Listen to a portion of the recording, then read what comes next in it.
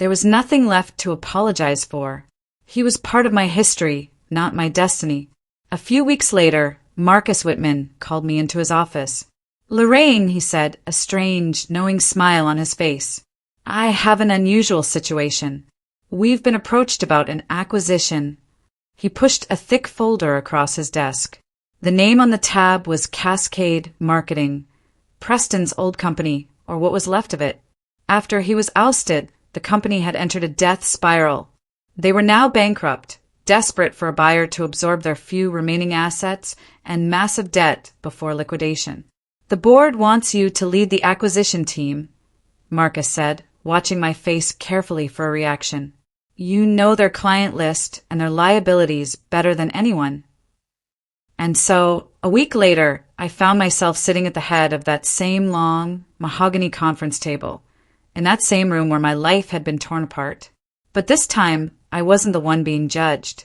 My legal team from Meridian flanked me. Across the table, Preston and what remained of his board sat like defendants awaiting sentencing. And next to him, looking thin and nervous, her expensive clothes now looking cheap and ill-fitting, was my sister Cassidy.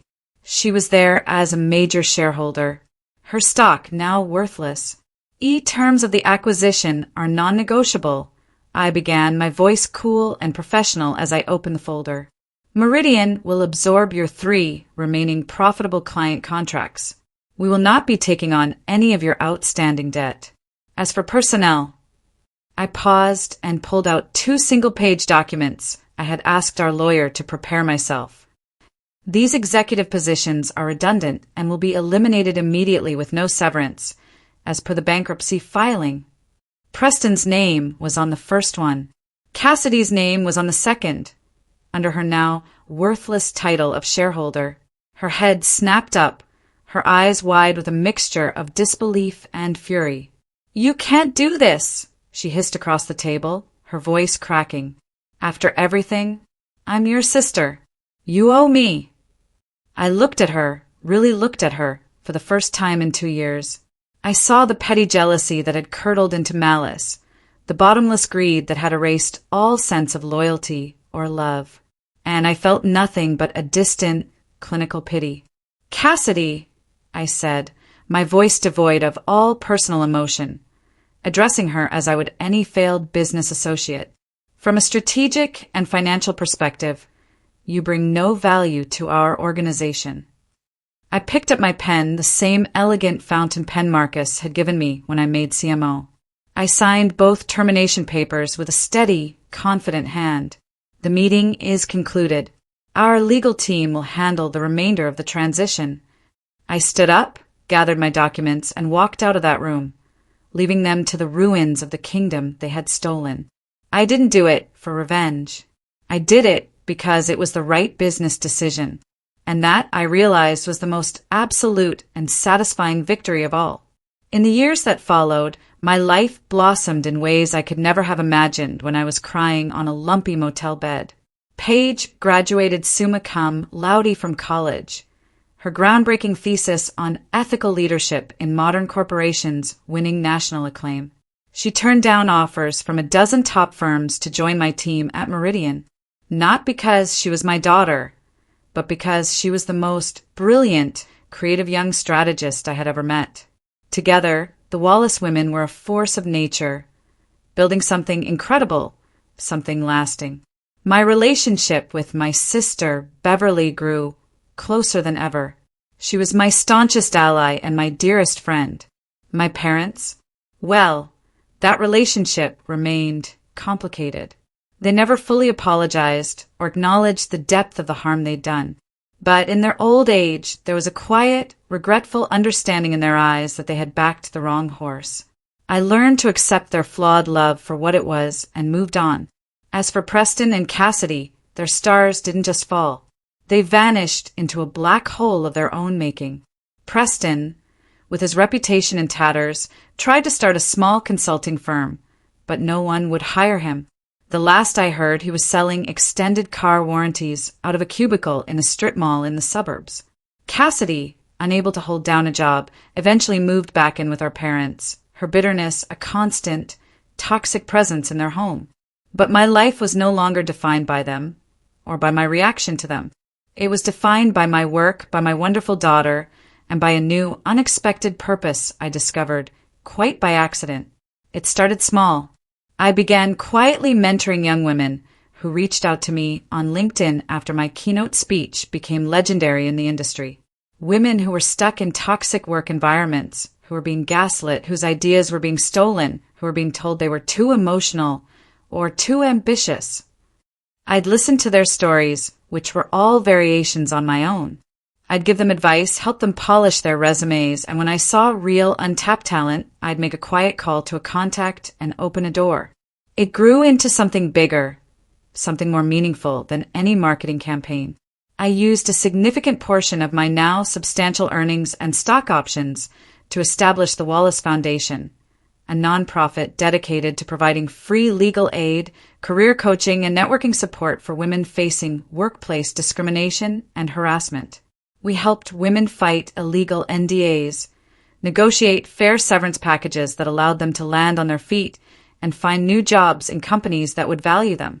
One evening, I was at a fundraiser for the foundation. The room was buzzing with the energy of hundreds of women, lawyers, doctors, artists, executives, all of whom had been touched by our work in some way. A young woman came up to me, her eyes shining with unshed tears. Her name was Grace. We had helped her leave an emotionally abusive boss a year prior, and now she was a rising star, a VP at a major tech firm.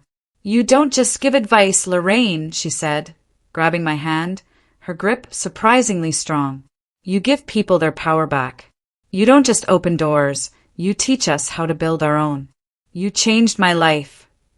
Looking at her, at all the powerful, resilient women in that room whose lives we had touched, I finally understood. The betrayal, the pain, the public humiliation. It wasn't the end of my story. It was the crucible that had forged me into the woman I was always meant to become. My true legacy wasn't the titles on my business card or the numbers on my balance sheet. It was this. It was the ever-widening circle of women helping other women, turning their pain into purpose, their scars into strength. Preston and Cassidy had tried to bury me deep in the cold, dark earth. They never imagined that they weren't at a funeral. They were at a planting. Thank you so much for listening to my story.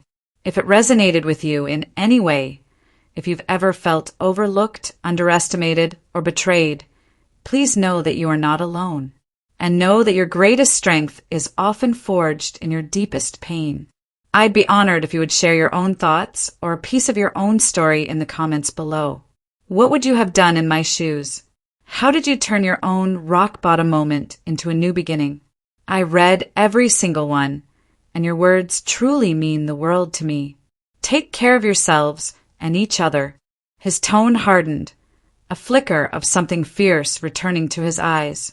And I intend to find out who. I hesitated. "Sir, with respect, this might go deeper than either of us think. Adoption files, sealed transfers, it won't be easy." He looked up, a glint of the old general returning. "You're a Marine, aren't you?" "Yes, sir." "Then we do not quit when something isn't easy." That sentence, simple, firm, it lit something in me I hadn't felt in years. Not anger, not yet, but a kind of righteous determination. When I left his office, the sun outside felt hotter, the air thicker, charged with an unspoken promise. I walked across the base, trying to steady my thoughts. My boots hit the pavement in perfect rhythm, but my mind replayed that photograph over and over. Could it really be her? Lily?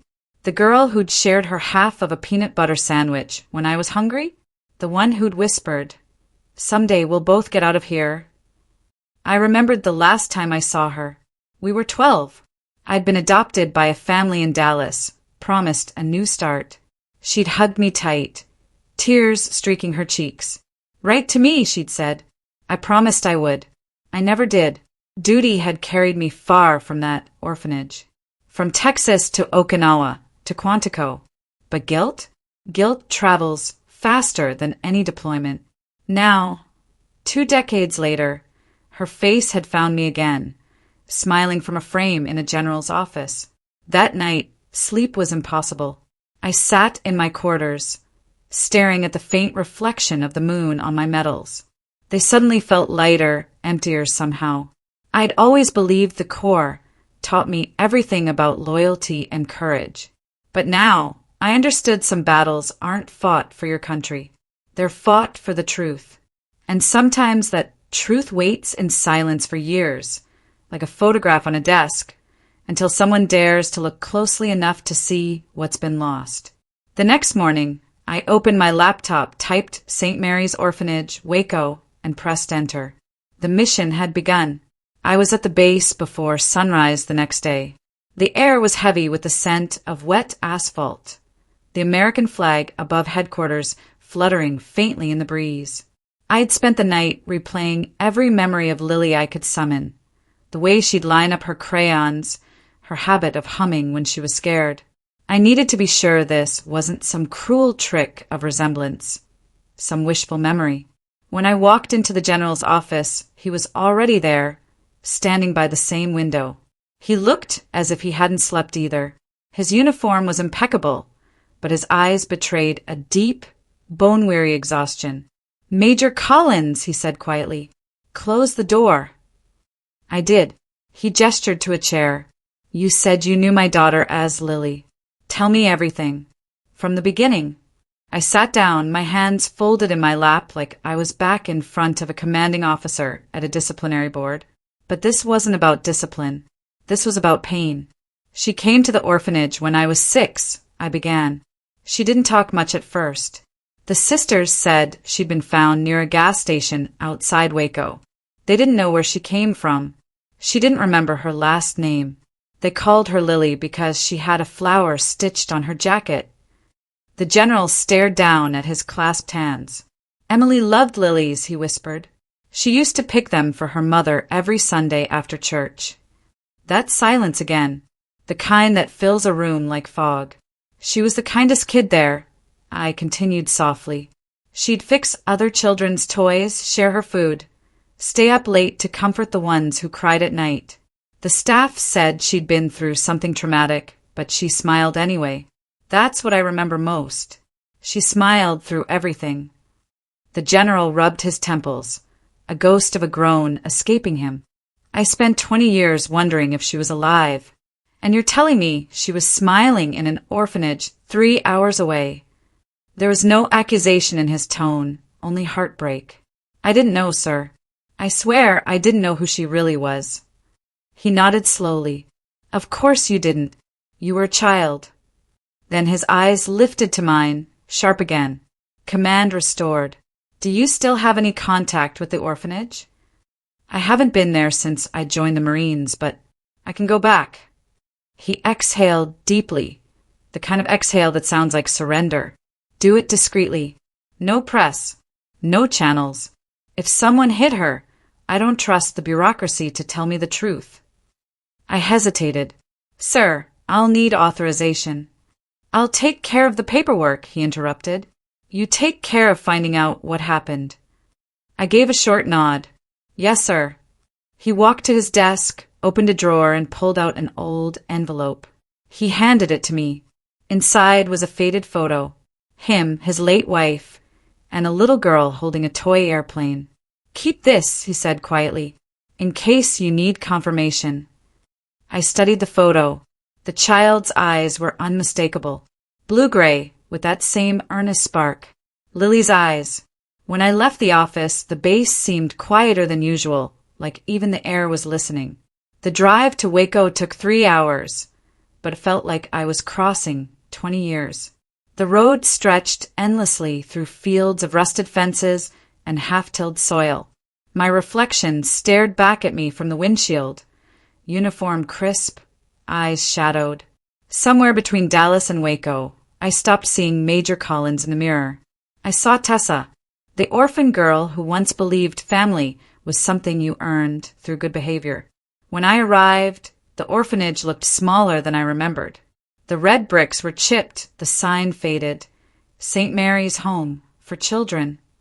The gate creaked open as I pushed it. Inside, the hall smelled of floor wax and dust. The same long corridor, the same wooden cross above the entrance. A familiar voice greeted me. "Well, I'll be. Sarah Collins." It was Sister Agnes, older now, her face lined but her eyes still kind. She hugged me tightly. "You've grown into such a fine woman. A Marine, no less." "Still trying to earn my keep," I said with a smile. She looked at my uniform. "You're not here for inspection, are you?" "No, sister. This is personal." Her expression shifted. "I thought so. You've got that look like you're about to dig up ghosts." I told her about the General's photograph about Lily. Her face softened, then saddened. "I remember her," she said quietly.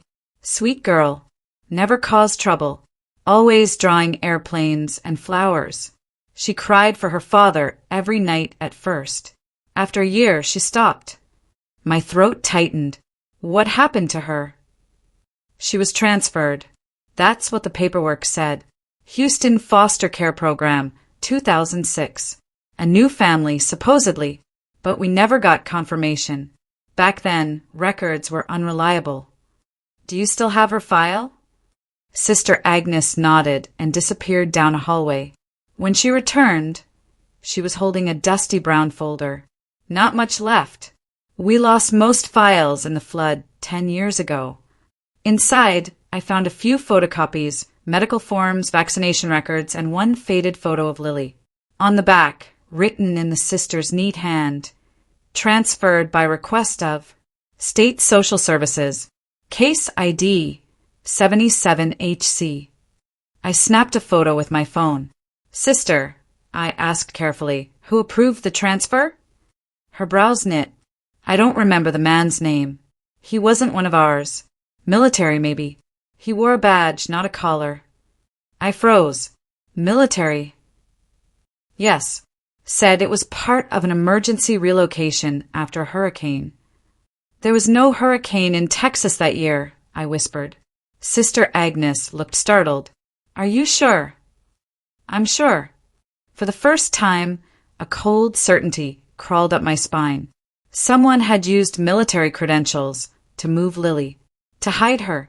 When I thanked the sister and walked out, the late afternoon sun hit the building just right. The old bricks glowed amber, and for a second, I imagined Lily's laughter echoing through the courtyard again. But the echo was gone. Only the wind remained. As I started my car, my phone buzzed. It was a message from General Alden. "Keep me updated. I've reopened my daughter's case file. And Major, be careful who you talk to. Some ghosts wear uniforms."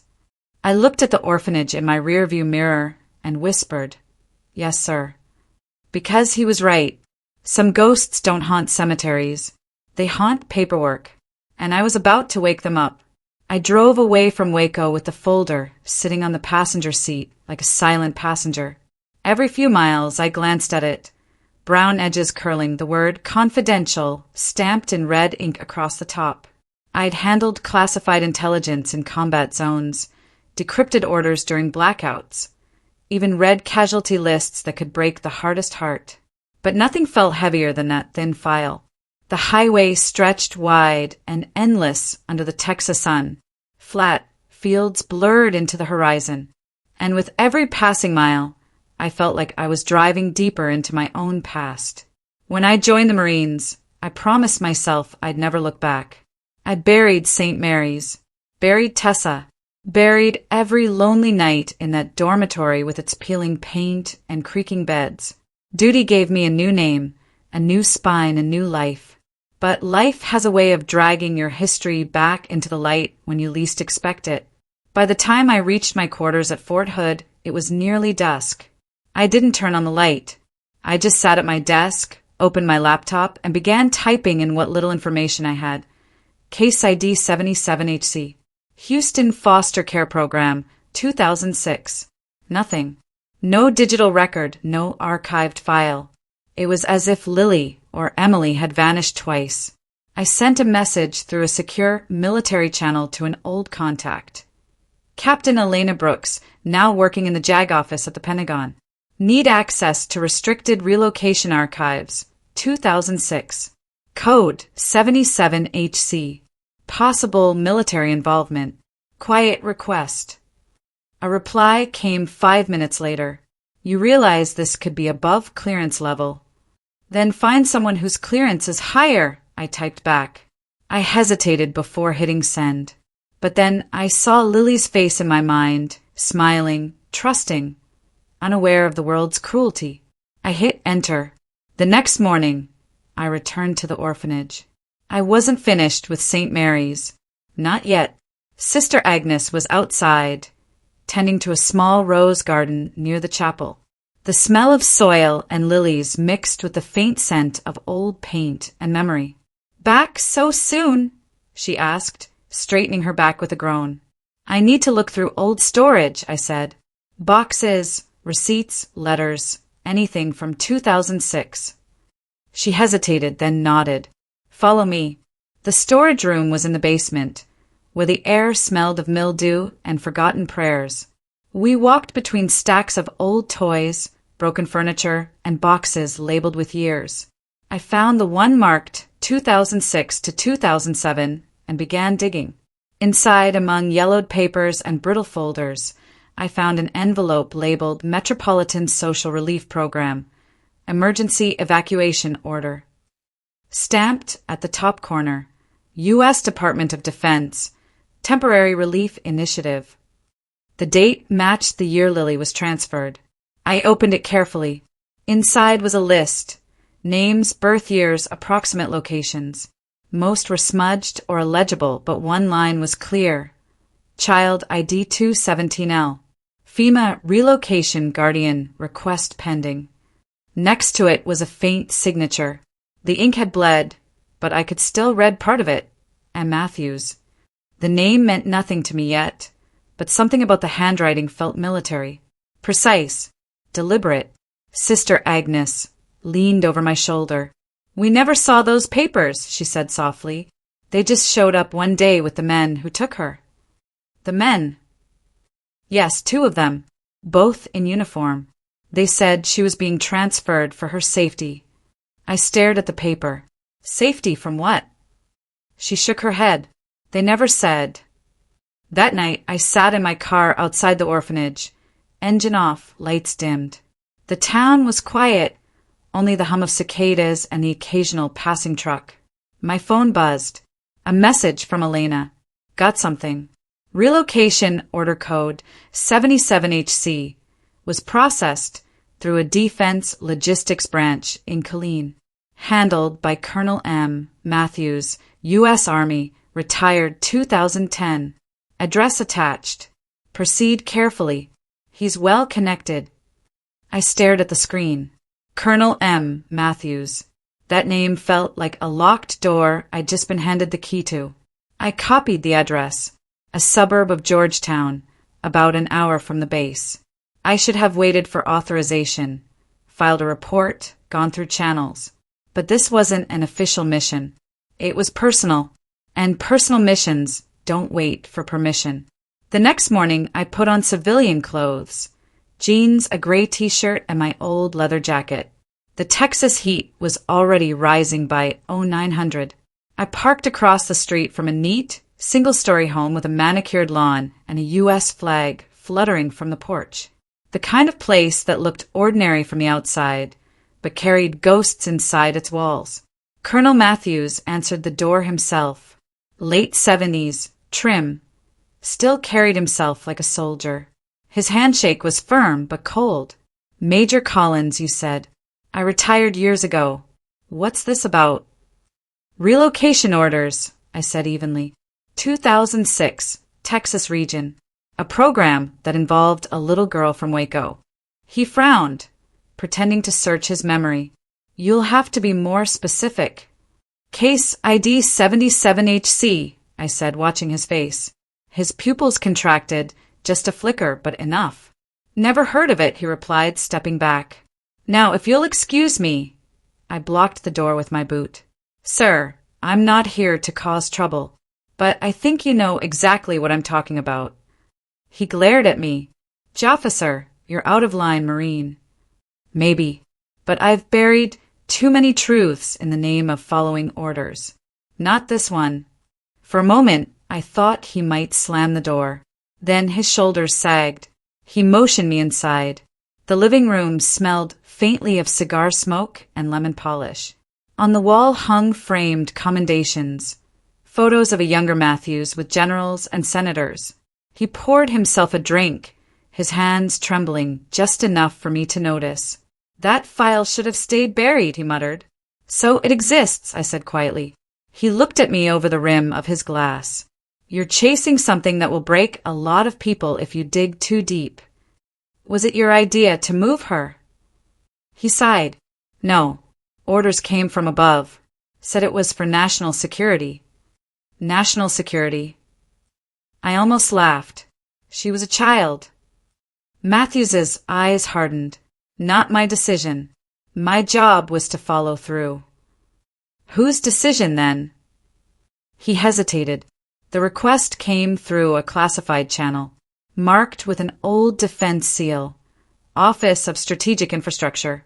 You'll find nothing online. They made sure of that. He refilled his glass and said, almost to himself, "That girl, she looked scared when they took her. Kept asking for someone named Tessa." I froze. That was me. He turned toward me, eyes narrowing. "Then you already know too much." Before I could respond, he took a long drink, set the glass down, and whispered, "Be careful who you serve, Major. Some commands come from men who've forgotten what honor means." I left his house with my pulse hammering. The sun outside burned my skin, but inside I was ice cold.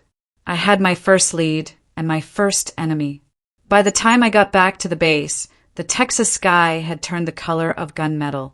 The air was thick, restless, carrying the smell of rain. I parked near the hangars, sat in my car for a moment, and let the engine tick down to silence. My mind was louder than the thunder forming over the horizon. Colonel Matthews's words kept echoing. Some commands come from men who've forgotten what honor means. That was a warning, and I knew it.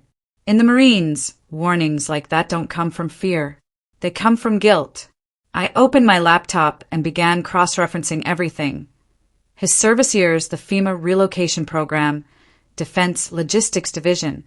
Buried deep in an old database, I found a memo tagged Confidential Infrastructure Recovery Operations, July 2006. The signature line read, M. Matthews, DLD. Underneath, 3 initials caught my eye, HB. I didn't need to guess who that was. My father had spoken the name before he died, Harold Vance, now a powerful Undersecretary of Defense, once a major stationed right here in Texas. He and Alden had served together early in their careers, but their paths split sharply. Alden took the moral route. Vance took the political one. If Matthews had been taking orders from Vance, this went far beyond a misplaced orphan file. I picked up the phone and called General Alden. "Sir, it's Collins. You found something." His tone was steady, but tight, like a wire pulled too hard. "Yes, sir. A Colonel Matthews handled a 2006 relocation order. He claims it came from an upper channel, something called Strategic Infrastructure." Silence. Then Harold Vance. A long pause. I suspected. He added, "Sir, he's still in Washington. You think he'd risk exposure now?" "Men like Vance don't see risk," Alden said grimly. "They see leverage." He exhaled slowly. "Listen, Major. This stops being an inspection now. This is intelligence. You tread carefully. I'll reopen my daughter's case quietly through personal channels." "Yes, sir." After the call ended, I stared at the phone in my hand. Intelligence. That word changed everything, because in my world, intelligence meant shadows, power, and the kind of secrets that swallowed people whole. The storm broke just after midnight. Rain hit the barracks roof like gravel. I couldn't sleep, so I opened the old folder again. There, beneath the paperwork from St. Mary's, was something I hadn't noticed before. An envelope wedged between the pages, unmarked. Inside was a single sheet of yellowed letterhead. Department of Defense, Emergency Operations Division. It was a memo addressed to Colonel Matthews. Subject: Reassignment of minor ID 217L. Directive: Proceed under civilian cover. No further record to be maintained. Authorization code HVTXOPS. No name, no signature, just those initials again. I felt the hair rise on my neck. Whoever HV was, he had the power to make a child vanish without a trace, and the arrogance to sign it like a stamp of ownership. I scanned the document and encrypted it on a flash drive. Then I did something reckless. I called Captain Elena Brooks again. "Elena, I need a favor." "You already got one," she said dryly. "What is this really about, Sarah?" "A child. A missing girl. A cover-up tied to a defense project from 2006. There was a pause. "You're talking about a ghost program. Then tell me how to find a ghost." "Carefully," she said, and quietly. "I'll run your memo through an old clearance pathway. But if you're right about Vance, you could be putting a target on your back. I've had worse." After the call, I sat there listening to the rain. I should have felt fear, but instead I felt calm, focused, the same stillness I used to feel before stepping into a combat zone. Only this time, the enemy wasn't across a desert. He was behind a desk. The next morning, I met General Alden again. He looked different, tired, yes, but steadier. There was something in his eyes that hadn't been there before. Resolve. I handed him the flash drive. "Sir, this is the memo that links Matthews to Vance." He plugged it into his laptop, scrolled through the scanned image, and went pale. Authorization code HVTXOPS. He used an operational seal that was shut down in 2004. Meaning he revived a dead program under a fake directive. No oversight, no accountability. He leaned back, rubbing his temples. "You understand what this means, don't you? If this comes out, it'll shake half of Washington." "With respect, sir," I said quietly, "I don't care about Washington. I care about Emily." He looked at me, a flicker of pride breaking through the exhaustion. "You sound like her mother." He stood and walked to the window. "You've done enough. Let me handle it from here." I shook my head. "Sir, you can't do this alone.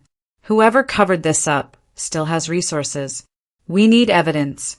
Proof she was transferred, not lost." He turned, his voice low but fierce. "What are you suggesting?" "Let me talk to Matthews again.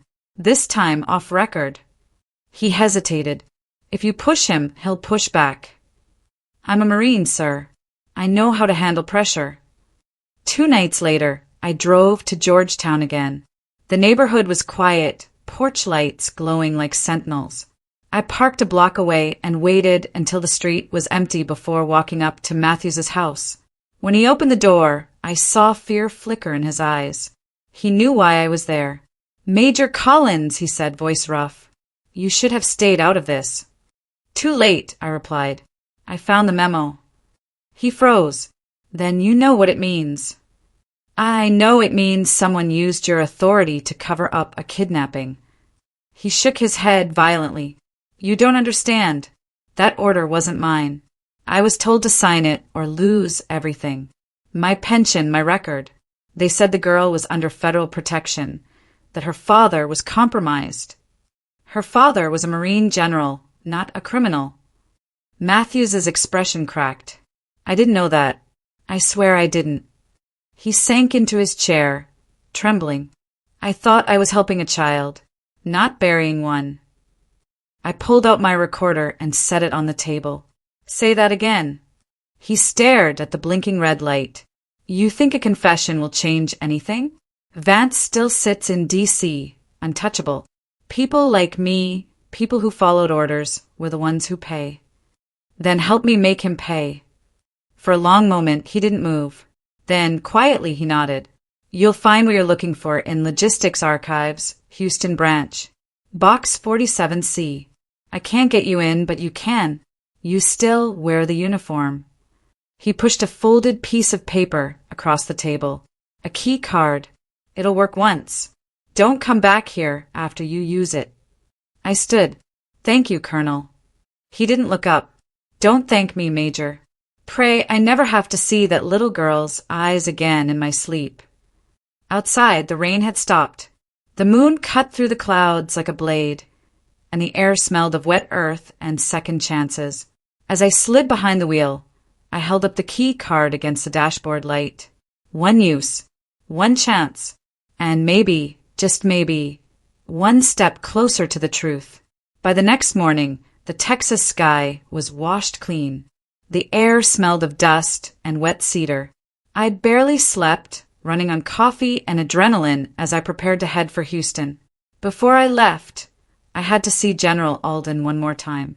He deserved to know what I was walking into. When I stepped into his office, he was standing at attention by the window, staring at the parade field below. Sunlight caught the silver streaks in his hair. For a moment, he looked less like a general and more like a father waiting for news he was afraid to hear. Sir, I said quietly. He turned. Collins, you look like you've been through a war. Maybe I have. I set the key card on his desk. Matthews gave me this.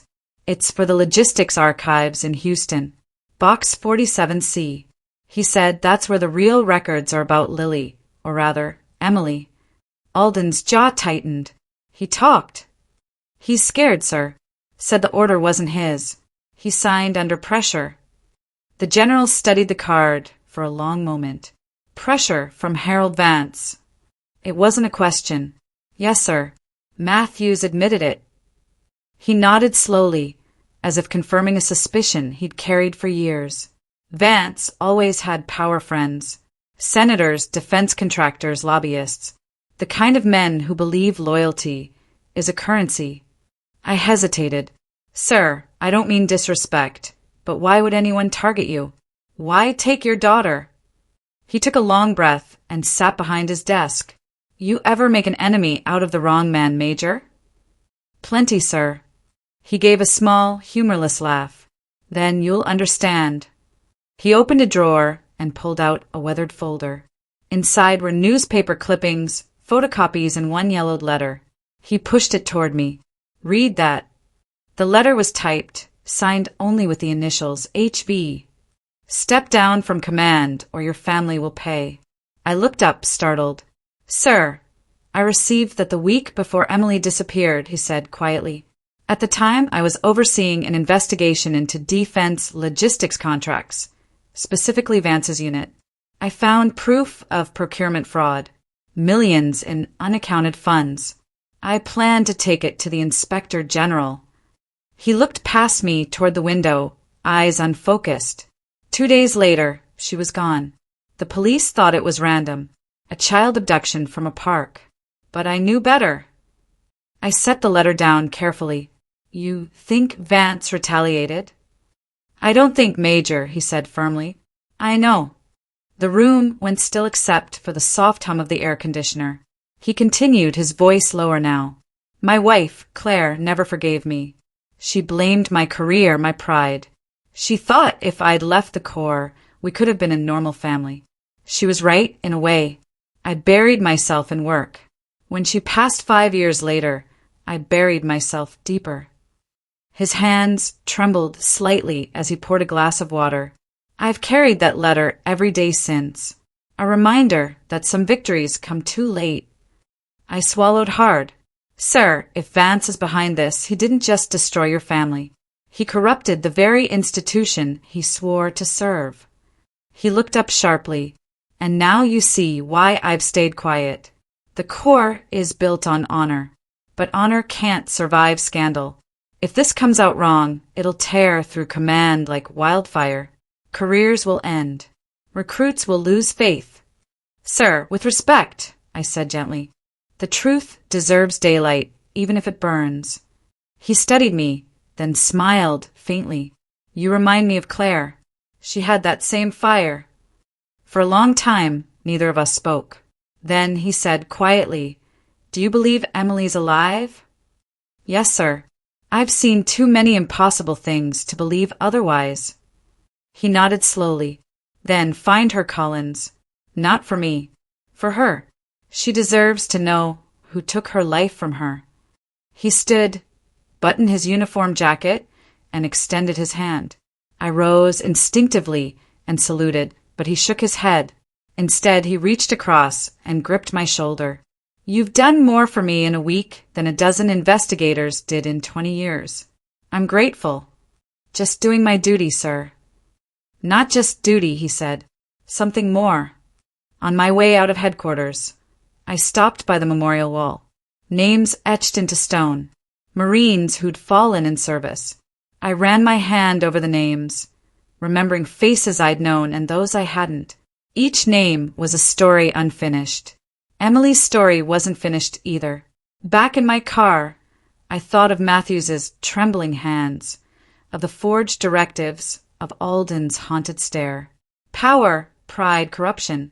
It all seemed so far from the values we swore to defend. But then again, isn't that how betrayal always starts? Slowly from inside the house? That evening, I drove to the old base chapel. The door creaked as I stepped inside. Candles flickered near the altar. I wasn't there to pray. I wasn't sure I even knew how anymore. But I needed silence. The light from the stained glass windows spilled over the pews in fractured blues and golds. I sat down and let my head fall into my hands.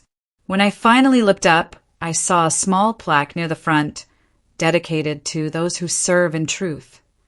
I smiled faintly. Truth. That's what this was really about. Not revenge. Not orders. Just truth. My phone buzzed, shattering the stillness. A message from Captain Brooks at the Pentagon. Received your memo image. Verified clearance code.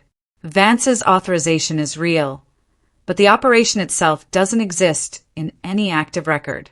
You're chasing a black project. Proceed with caution. A black project. That explained everything.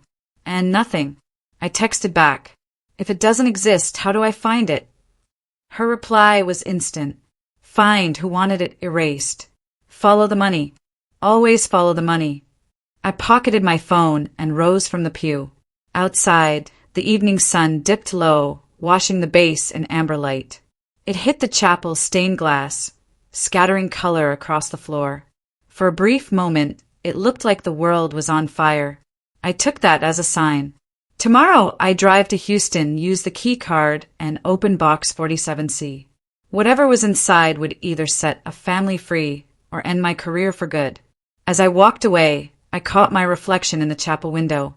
Uniform sharp, eyes weary, jaw set. Somewhere behind that reflection, the girl I used to be, the orphan named Tessa, was watching. She didn't look afraid anymore. She looked ready. The drive to Houston took 4 hours, though it felt longer.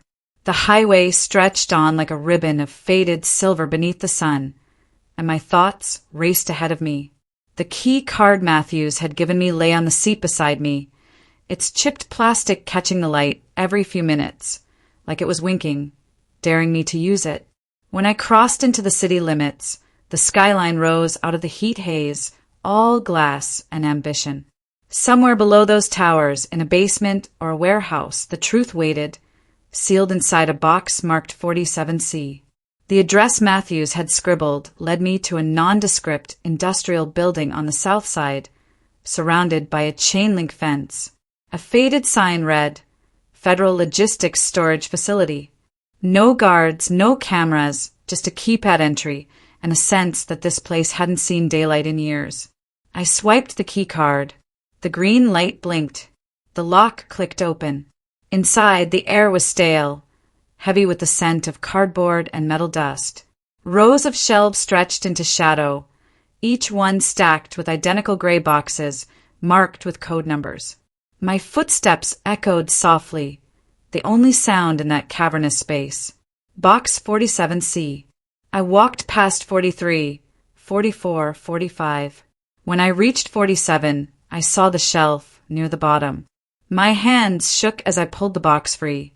It was heavier than I expected. I set it on a table, peeled off the seal and opened it. Inside were folders, hundreds of them. Files labeled with initials, dates, and locations, disaster relief, refugee transfers, special custody cases. But one file was different. Thinner, newer, marked with a single red line across the top. ID 217L. FEMA relocation. I opened it carefully. The first page was a birth record. Female, approximate age 6, no last name. Found outside Waco, Texas. Transferred to St. Mary's Orphanage. Subject exhibits signs of memory loss, possible trauma. At the bottom, under remarks, authorized relocation to Houston foster system under Directive HVTX-OPS. I flipped through the rest. A single photograph fell out. A little girl with curly brown hair and pale blue eyes, clutching a toy bear. I knew that face. Lily. Emily. The next document was stranger. A psychological assessment, stamped classified. It described the child as adaptable, high-functioning, with a stable temperament, as if she were part of a study, not a missing person. Then came a list of names, agencies, handwritten notations. Transfer complete, case closed. And at the very end, stapled to the back, a signature I hadn't seen before. Authorized by H. Vance. I stared at it, my heart hammering. Proof. Actual proof. I took photos of every page, then slipped the photo of Lily into my jacket pocket. The rest I left untouched. I closed the box and was about to leave when a sound made me stop. The faint metallic click of a door latch. I turned. A man stood in the entrance, silhouetted by sunlight. Late 40s, neat suit, crew cut, expression cold. Major Collins, he said smoothly. You shouldn't be here. My hand went to my ID instinctively. Who are you? He stepped forward, holding up a badge. Department of Defense Security. Name's Callahan. You accessed a restricted facility using an invalid key card. Invalid? I asked. Carefully. Retired clearance. Belonged to Colonel Matthews, who, by the way, is now under federal review for unauthorized disclosures. I swallowed. You're with Vance, aren't you? His lips twitched. Let's just say I answer to people above your pay grade. He extended a hand. Hand me the file.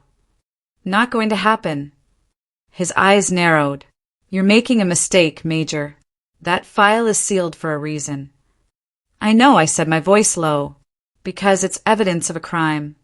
He took a step closer. You think the system will side with you? You're one officer against the Pentagon. I've been outnumbered before. He sighed.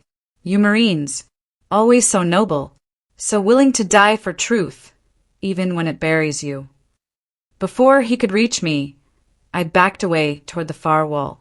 My right hand hovered near my pocket, where my phone recorded every second. Touch me, and that recording hits 10 inboxes. He froze. The corner of his mouth twitched, half a smirk, half irritation. You don't understand what you've opened. Then explain it to me. But he didn't. He turned and walked out the door, slamming it behind him. I stood there in the silence, my pulse loud in my ears. Whatever this was, I had just stepped into a war no one wanted to admit existed. I drove straight to a quiet diner on the outskirts of town, parked where I could see the highway, and transferred every photo from my phone to the cloud. I sent copies to Captain Brooks and one to a private, encrypted drive I used on deployments. Then I ordered black coffee and sat there thinking. Vance's authorization, Matthews's fear, Callahan's warning. It all fit. A pipeline of secret relocations under the guise of national security. But Emily wasn't a spy or a witness. She was a child. My phone buzzed again. It was a number I didn't recognize. Collins, I answered. Major, this is Detective Ramos. Houston PD. Captain Brooks gave me your contact. His voice was rough, steady. The voice of someone who'd seen too much. She says, you might need a pair of eyes down here. I do, I said. How do you feel about digging up old ghosts? He chuckled. I work homicide. That's half my job. I gave him a brief summary. The missing girl, the file, the federal interference. He didn't flinch. I can pull the orphanage closure reports from that year, he said. Maybe we'll find a name that slipped through the cracks. Thank you, detective. One thing major, he added. If you're right about this, and this Vance character really has that kind of reach, don't go anywhere alone. I glanced at my rear-view mirror, half expecting to see Callahan's car behind me. Nothing but trucks and sunlight. I'll be fine, I said. Every soldier says that, Ramos replied. And every ghost does, too. That night, I checked into a cheap motel outside Katy. I didn't trust base lodging. Not after the break-in at the facility. The sheets smelled like detergent and dust. The AC rattled, but it was anonymous. I set the photo of Lily on the nightstand and stared at it for a long time. The smile, the curls, the innocence. What kind of man takes that away? Outside, the hum of the highway blended with the soft crackle of thunder in the distance. I thought about the general, about the day he'd find out his daughter wasn't dead, just hidden, about the look in his eyes when he finally saw her again. If she was still alive, I'd find her. And if the man who took her was still breathing, well, that would be a different kind of justice. I turned off the lamp, the room fading to darkness, and whispered to the quiet, "Hold on, Lily. I'm coming." By morning, I'd memorized every document I'd photographed, every name, every code. That red line stamped across the file, authorized by H. Vance, burned in my mind like an open wound. The motel coffee was weak and bitter, but it kept me moving. Detective Ramos met me in the parking lot. A tall man in a plain brown jacket, with the posture of someone who'd done his own share of patrols. "Major Collins," he said, shaking my hand. "You've stirred up a hornet's nest." I gave a small smile. "Story of my life." He opened a folder. I went through the archives you mentioned. St. Mary's was part of a foster system audit in 2007. 6 kids were listed as transferred to Houston, but only 5 arrived. One name missing from the log, Lily Carter. I exhaled. That's her. That's Emily Alden. Ramos nodded. Here's the kicker. The transfer was signed by a deputy coordinator, Harold Vance. It was an internal document, never meant for public record. So he used his military credentials to move a child off the grid, and then erased her. Ramos looked grim. We drove to Matthews's house that afternoon. The front blinds were drawn tight. No movement. I knocked twice. No answer. The third time, the door creaked open a few inches. "Colonel Matthews?" I called out. Silence. Ramos drew his weapon, motioning for me to stand back. We entered cautiously. The house smelled like stale bourbon and old smoke. A lamp was knocked over. A picture frame shattered on the floor. Matthews was slumped in his chair, head tilted, a bottle still in his hand. An empty pill container lay on the table. I knelt beside him. No pulse. Ramos swore softly. "Suicide." "Maybe," I said. "But look." Pinned to Matthews's shirt pocket was a note. For words. Shaky handwriting. "I tried to warn you." At the precinct, Ramos's contacts processed the scene. The official story would say overdose. But both of us knew better. Someone had gotten to him first. I left Houston that night, my hands gripping the wheel hard enough to hurt. Matthews's death changed everything. Now it wasn't just about a missing girl. It was about silencing anyone who got too close. When I got back to Fort Hood, I went straight to the general's quarters. The guard at the gate let me through, without question. He was sitting in his study when I entered, still in uniform, tie loosened, the same haunted look in his eyes. "Matthews is dead," I said quietly. He froze, the glass of whiskey halfway to his lips. "How?" "Pills. But I think it was staged. He left a note." Alden set the glass down with trembling hands. "Vance," he whispered. "Sir, he knows we're close.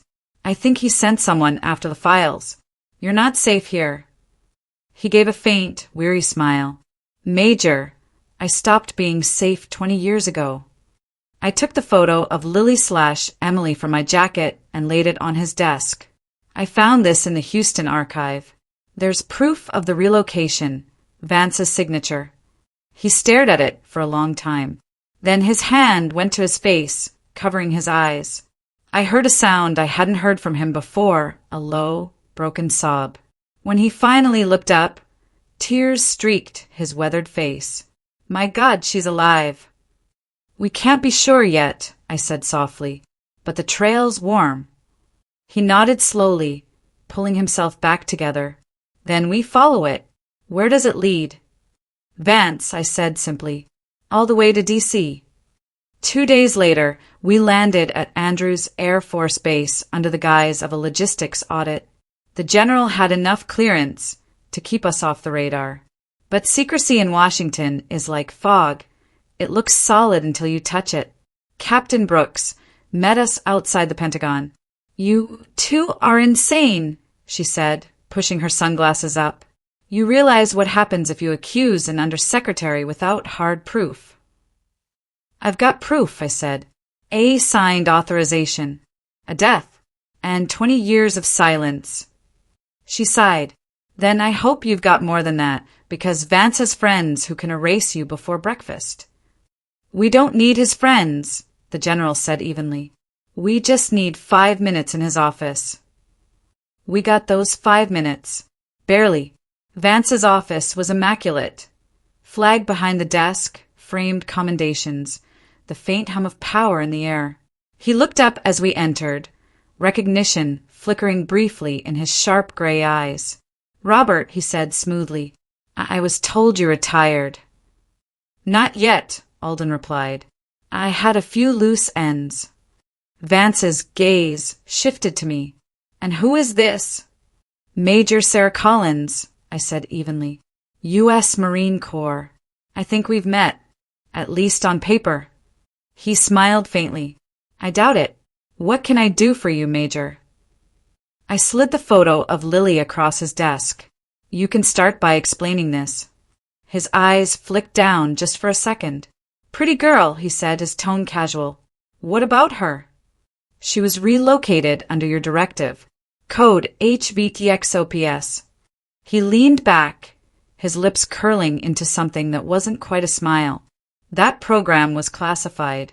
You have no authority to access those files. I have all the authority I need, I said. She was a child, not a classified asset. Vance's jaw tightened. You have no idea what you're meddling with. The world isn't black and white, Major. Sometimes we bury things for a reason. Then let's unbury them. He stood, towering over his desk. You think you can threaten me? You'll be stripped of your commission before the week's out. The general rose, his voice low but full of steel. Try it, but know this, Harold. If my daughter's name is anywhere in your files, I'll drag you before Congress myself. For the first time, the mask slipped. A flash of fear, or was it guilt, crossed Vance's face. You can't prove anything. Alden smiled faintly. That's the thing about men who hide behind secrets. Eventually, someone like her, he nodded toward me, shines a light. Vance's voice dropped to a hiss. You don't know what you're starting. I met his gaze, squarely. Yes, I do. I'm starting justice. We walked out before he could answer. Outside, the afternoon sun blazed across the marble steps, bright enough to sting the eyes. The general stopped, took a deep breath, and said, quietly, he's cracking. He knows it's over. Not yet, sir, said, but soon. That night, back at the temporary quarters, I couldn't sleep. My phone buzzed at 2:01 a.m. A message from an unknown number. If you want to find the girl, go to Lake Charles, Louisiana. Ask for Lily Carter. Don't tell Alden. Don't tell anyone. I stared at the screen, heart pounding. It could be a trap, or it could be the lead we'd been praying for. Either way, I was going. I left before dawn, driving south on the empty highway with the first light of morning chasing my taillights. I didn't tell the general. I didn't tell Brooks or Ramos. Whoever sent that message knew where to find me. And that meant time wasn't on my side. The air grew heavier as I crossed into Louisiana. The world softened into fog and pine. Bayous glimmered under the sunrise like sheets of glass. It didn't feel like I was driving toward danger. It felt like I was driving toward something sacred, something that had waited too long. The address led to a small lakeside town called Moss Bluff. Quiet, almost forgotten. I parked near the old dock where the water lapped lazily against weathered posts. Across the road stood a white wooden house with a crooked mailbox. The name on it stopped me cold. Carter. I walked up the path and knocked. The door opened a few inches. A woman in her late 40s peered out, tired eyes, kind face wearing a faded floral robe. "Can I help you?" I hesitated. "Ma'am, I'm looking for someone named Lily Carter." She froze, her hand tightening on the doorframe. "Who's asking?" "My name is Major Sarah Collins, U.S. Marine Corps." I paused. I knew her when she was a little girl. Her expression softened slightly, suspicion giving way to curiosity. She opened the door wider. "Come in." The living room smelled of lemon polish and old wood. Pictures lined the walls, birthdays, holidays. A smiling young woman with light brown curls and eyes the color of sky after rain. Lily, older now, maybe 18 or 19, but unmistakably the same face from the photo I carried in my pocket. "She's at work," the woman said quietly. "Community hospital just outside town." "Who are you to her?" "Someone who's been searching a long time," I said. The woman, Mrs. Carter, sat down slowly. "You're not the first. A man came by last year, said he was a lawyer from Washington, asked questions about her adoption. She didn't want to talk to him." My throat tightened. "Did he leave a name?" "No, but he scared her." I exhaled. "Then I'll do my best not to." Mrs. Carter studied me for a long moment. "You look like a woman who's seen too much and still hasn't stopped fighting." "I've had practice," I said softly. She gave a faint smile. "Then maybe it's good you came. Lily's different. Always has been. Nightmares when she was little. Couldn't remember her early years. Said she dreamed about men in uniforms, about a big house with a flag outside." My chest tightened. "She remembers." Mrs. Carter nodded. "She doesn't know why." The hospital sat at the edge of town, small, plain. The kind of place where everyone knows everyone. I walked in and asked the receptionist for Lily Carter. She pointed me to the physical therapy wing. When I saw her, my breath caught. She was standing by the window, sunlight in her hair, helping an older veteran through balance exercises. Her voice was calm, steady, professional, but warm. When the session ended, I approached slowly. "Lily." She turned, curious. Up close, it was undeniable. The eyes, the soft jawline, the same features from the portrait in the general's office. "My name's Sarah Collins," I said quietly. "I knew you once when you were little." She tilted her head, uncertain. "I'm sorry, I don't remember you." "That's okay," I said. "There's a lot you weren't supposed to remember." Something flickered behind her eyes. Fear or recognition. "What do you mean?" I reached into my jacket and handed her the photo. The one from the Houston file. "That's you." She stared at it for a long time. Her hands trembled. "Where did you get this?" "It was part of a classified government record. A relocation file. You were taken from your real family when you were 6 years old." She shook her head. No, that can't be." I took a deep breath. "Your real name is Emily Alden. Your father's a retired Marine general. He's been looking for you for nearly 20 years. Her breath hitched. "That's impossible." "I wish it were." Tears welled in her eyes. "I don't remember any of that." "You wouldn't. They erased it. But the pieces are still there. The nightmares. The flag. The uniforms." She pressed a hand to her mouth, eyes unfocused. "Sometimes I see a man's face in my dreams. Silver hair. Blue eyes. He's always calling me Emmy. I thought I made it up. I swallowed hard. You didn't. We sat on a bench outside, overlooking the lake. The air was still, the water perfectly smooth. She stared at the horizon, her voice trembling. Why would anyone do that to a child? Power, I said simply. Your father uncovered something that threatened the wrong people. They couldn't touch him, so they took what he loved most. She turned to me, her eyes shining. And you? How did you find me? I smiled faintly. By refusing to stop.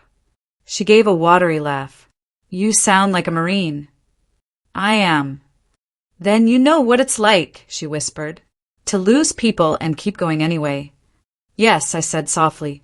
But you didn't just survive, Emily. You built a life. You helped people heal. That strength? They can't take that away. She nodded slowly, tears running freely now. I want to see him, she said.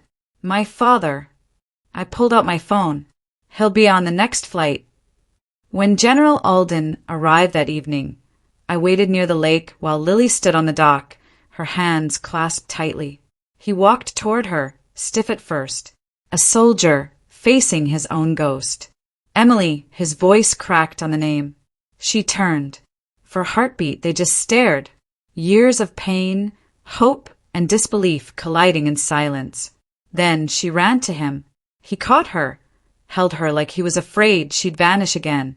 His shoulders shook, his metals glinting in the dying light. I looked everywhere, he whispered. Everywhere. I know, she sobbed. I think I always knew. I turned away, giving them privacy. The sun slipped behind the trees, turning the water to gold. Sometimes justice doesn't roar.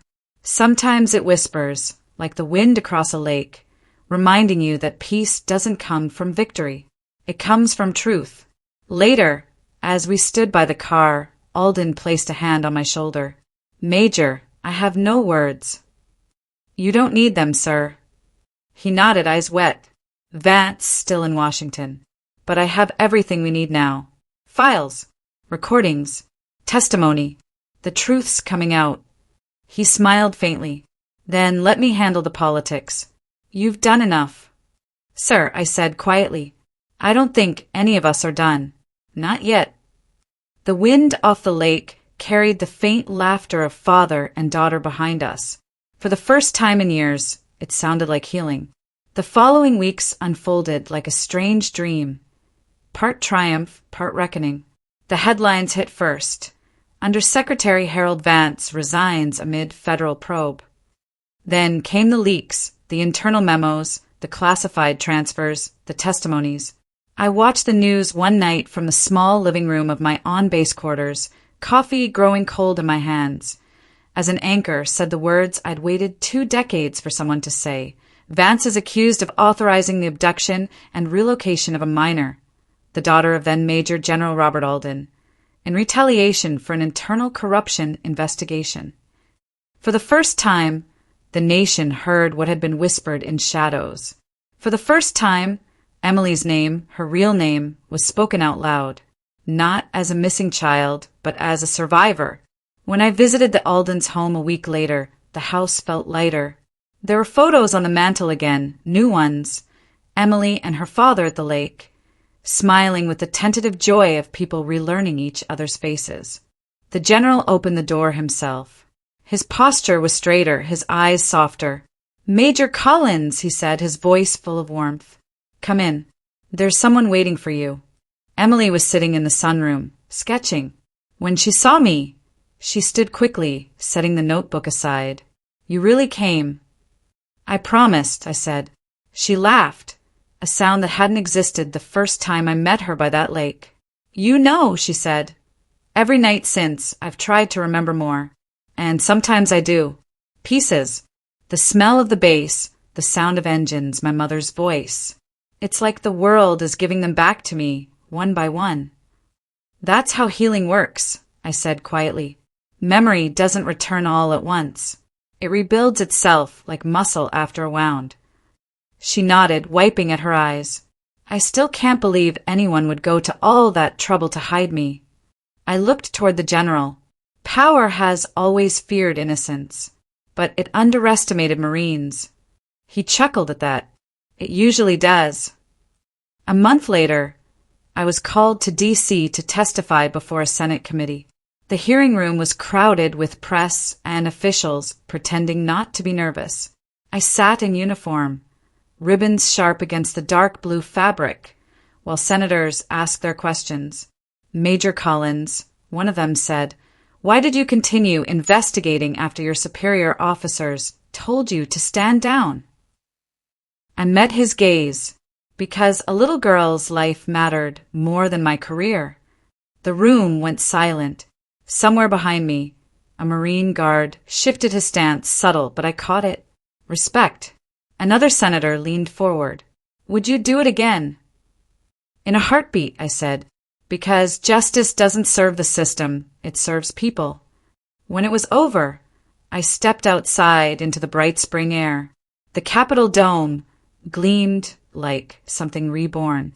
I looked up and whispered, "Semper Fidelis," always faithful, not just to command but to conscience. The following evening, I received an unexpected package. No return address. Inside, a single envelope and a folded note. The note read, "For Major Collins, you reminded me that truth has a cost, but also a purpose." Inside the envelope was a silver pendant, the kind issued to children at St. Mary's Orphanage long ago. On the back, engraved in small letters, EA 2006. Emily's initials. I smiled. Maybe she'd found it among her things. Maybe she just wanted me to have something to remember this by. Either way, it felt like a full circle. Weeks turned to months. The investigation widened. Vance's allies fell one by one. Each indictment another small victory for those who still believed honor could outlive politics. I returned to duty, but requested reassignment. Paperwork and command desks didn't suit me anymore. I transferred to a veterans outreach division, helping young Marines transition home. It wasn't glamorous, but it was honest work. Every now and then, I'd get a letter from Emily, or rather, Lily Emily Carter Alden, as she signed it now. She'd stayed in Louisiana for a while, working at the hospital, but was planning to start nursing school. Her last letter ended with, "You once told me truth deserves daylight, even if it burns. I think you were right, but sunlight also heals." I kept that one pinned above my desk. One summer evening, General Alden invited me back to Texas. The airfield shimmered in the heat as I stepped out of the car. He was waiting by the hangar, wearing civilian clothes for once, looking 10 years younger. "Emily's inside," he said. "She wanted to show you something." Inside the hangar sat a restored training aircraft, its metal gleaming under the lights. On the side, painted in neat script, were 3 words, "Honor line for Sarah." I froze. "She wanted to name it after what she calls the line that connects all of us," the general said quietly. "The line between duty and mercy, between truth and power." Emily climbed down from the cockpit, grinning. "We're calling it the Honor Line Project. Dad's helping me get veterans involved in aviation rehab therapy. You helped us both find something worth building again." For a long moment, I couldn't speak. Then I just hugged her, a simple human gesture that said everything words couldn't. That night, as I drove back to base, I pulled over near the old memorial wall. The stars were bright above the Texas sky, and for the first time in a long time, I didn't feel haunted by ghosts.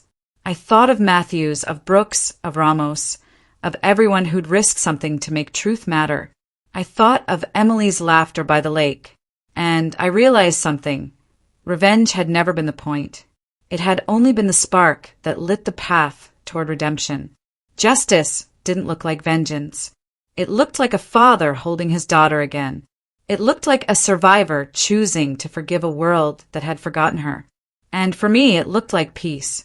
If you've listened this far, if you've walked with me through the storms, the silence, and the truth, then maybe you know what I've learned. We can't always undo what's been broken, but we can stand for what's right, even when no one's watching, even when it costs us, Because sometimes the smallest act, opening a box, asking a question, refusing to look away, can bring light to places that have been dark for too long. So, wherever you are tonight, remember this. Honor isn't about the medals we wear. It's about the promises we keep. Have you ever had a moment where you knew you just had to stand up for something, no matter the cost? I'd really love to hear your stories in the comments below. What would you have done if you were me? Tell me what you think. I really want to know.